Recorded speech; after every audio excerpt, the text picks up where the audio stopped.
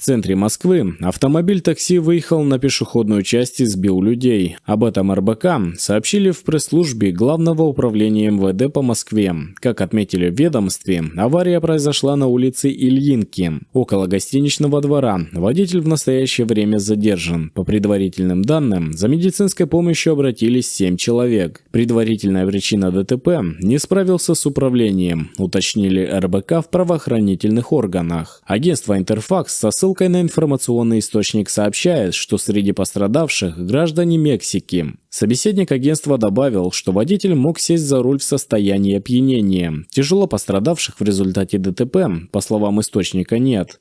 Одна женщина находилась в состоянии средней тяжести, у других состояние удовлетворительное. Как заверили в столичном департаменте, разрешение на перевозку пассажиров у таксомоторной компании действует до октября 2022 года. При этом аккредитации на чемпионат мира по футболу, который проходит в Москве, у них нет. Позже пресс-служба ЦОД опубликовала в своем твиттер фото водительских прав задержанного. За рулем такси находился 28-летний гражданин Киргизии Анарбек Уулу Чингиз. Водительские права были выданы в Киргизии.